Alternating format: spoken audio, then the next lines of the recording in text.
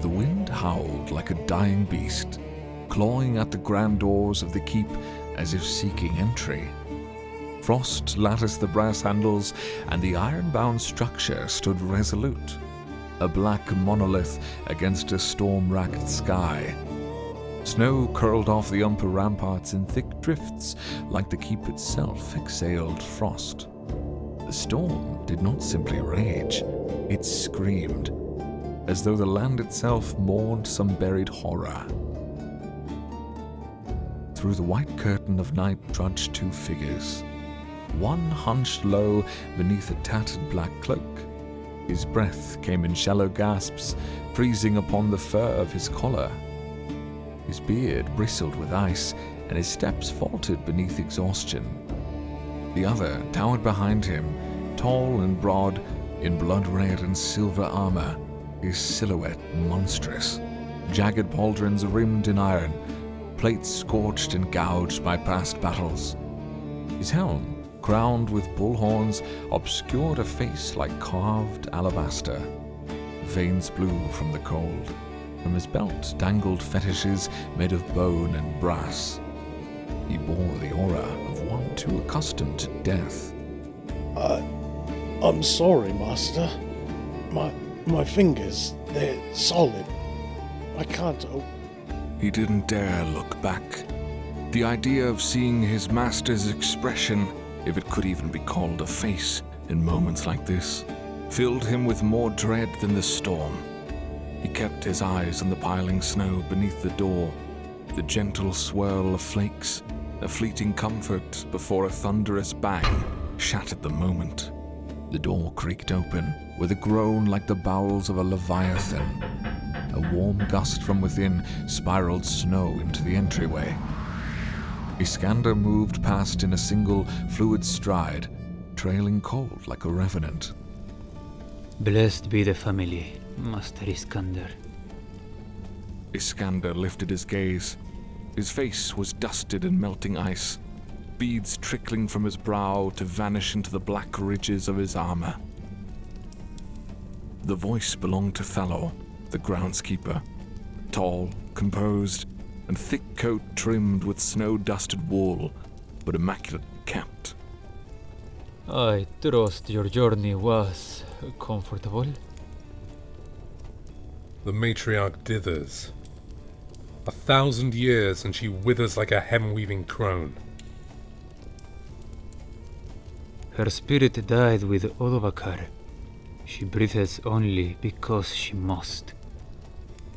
Thalor stepped forward, hands outstretched to help remove the heavy wolf cloak, eyes flicking briefly toward the servant curled at the hearth. The servant's hands trembled over the fire, purple and black beneath torn skin, stretching closer and closer to the flames. He was the only one who fought for this family. Now he lies entombed in the ocean.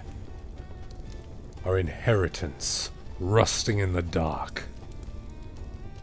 Thalor dragged the soaked cloak to the fire, laying it beside the servant, who now hunched with hands inches from the flames, skin blistering as it thawed. Iskander looked down, fascinated, as strips of flesh slowed off the servant's fingers like wax from a candle. He watched the tremors in the ruined hands, his expression unreadable. The servant whimpered with a soft, guttural noise as he pressed his hands back into the folds of his cloak. The pain was too much. Iskander knelt beside him. Calm yourself. Let the pain embrace you. It shows you where you are weak. Rumors say your father still breathes, waiting in the deep, dreaming. Let them whisper. The sea keeps its secrets. Where is Selvara? In her chambers, Master.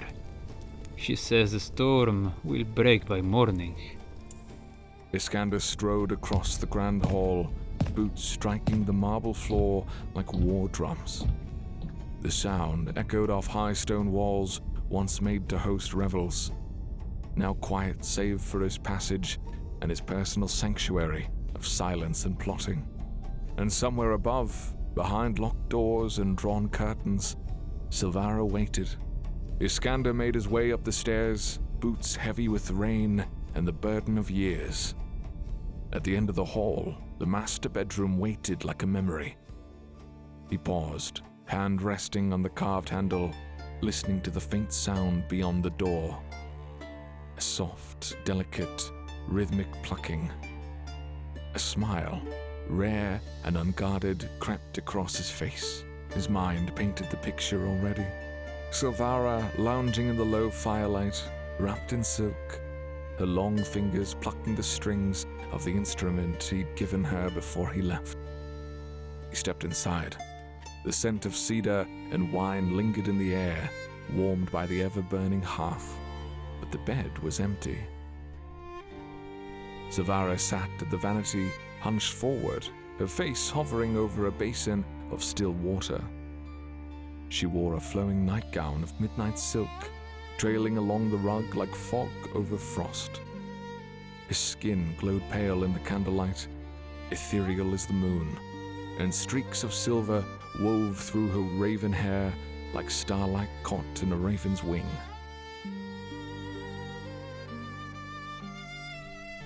You hesitated. Does this mean it is only bad news? Nothing gets past you, my love. So she dismissed your plan. I never found the right moment. You made me sleep in an empty bed for weeks. And you never told her. He moved to the corner of the room where his iron and wood armor stand awaited.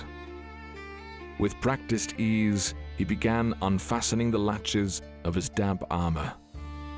There was no point. The matriarch's mind is as closed as ever. Rostovka remains ripe, unguarded, weak, and trembling under its dying tyrant. With barely a whisper, we could stride through its gates. And you still plan to go through with it? We've grown beyond the space we're permitted. Our house expands. Our legacy tightens around itself like a noose. We'll be strangled if we do not act. And soon. She rose from the vanity and walked to him, silk whispering along the rug. Sitting beside him, she gently lifted his chin with 2 fingers. I didn't ask for your reasoning. I asked for your heart. He relaxed into her touch, letting his forehead rest against hers. For a moment, storm outside ceased to exist. I remember the night we were promised. I vowed to break this cage. For us. No more shadows.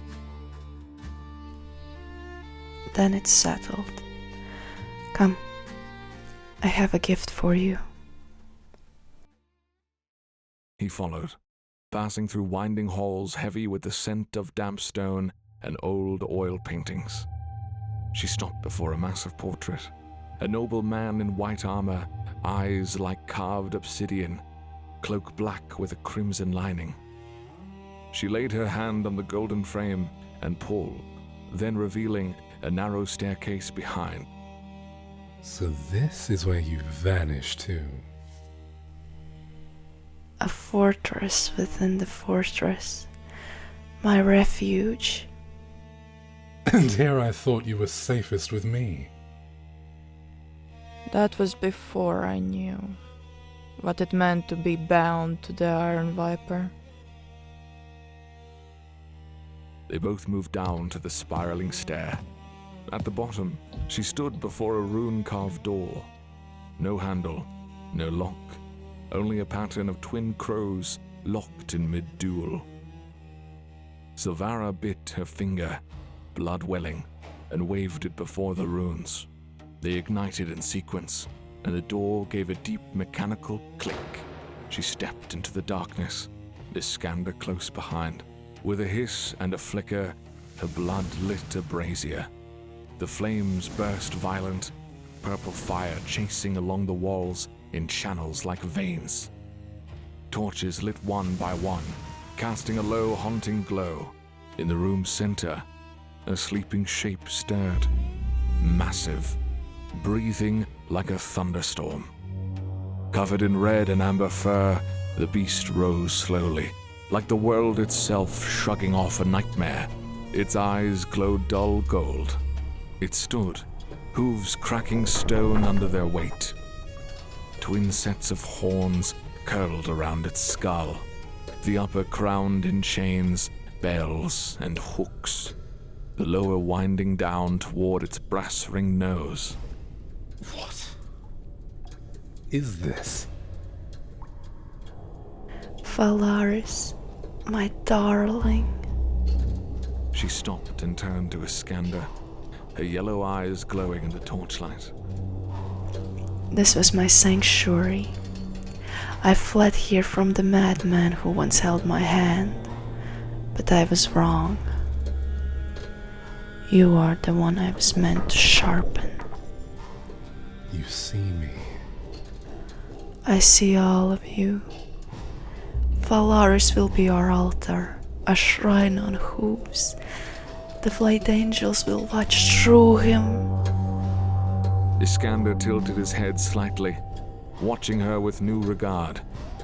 The lines between affection and admiration blurred in his gaze.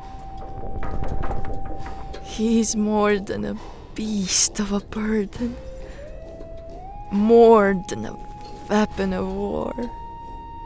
Silvara placed her palm against the bull's brow, where a faint brand shimmered beneath the fur, an archaic crest resembling a crescent-horned helmet pierced by downward blade.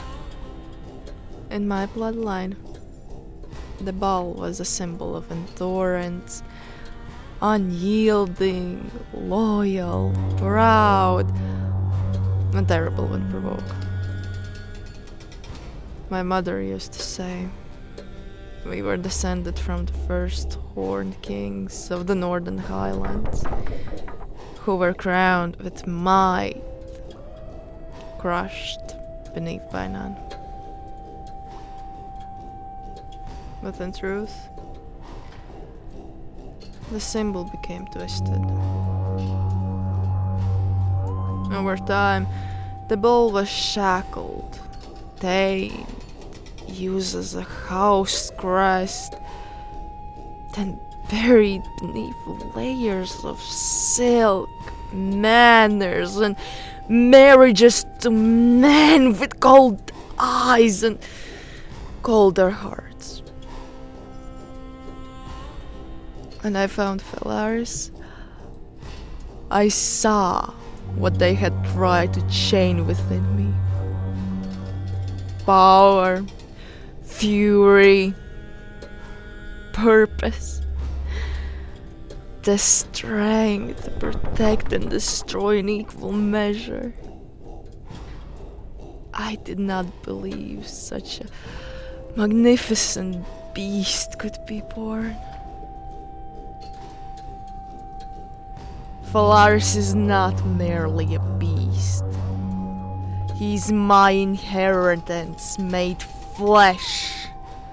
A monument to what my family tried to forget. He is the return of my birthright, and a warning to the world. The bloodline is not broken. The symbol is older than my house's current name. It marks those chosen by the covenant of the fire that cleanses cowardice. The pain that gives shape to rebirth. I intend to carve that truth into the world once more. Through him. Through us. And what of the Brotherhood? They are yours, my love. I would not command what belongs to the Prince of Pain.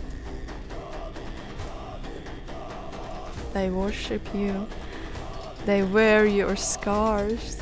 They whisper your name to all who would hear it and those who would defy it. Then let them come. And they chose you. You, who stood in chains and spat back into the stolen hells. My prince, my blade. Our time is here. Silvara twirled, still watching in the torchlight. Don't keep me waiting. Well then, my new companion, let us go to Rostovka.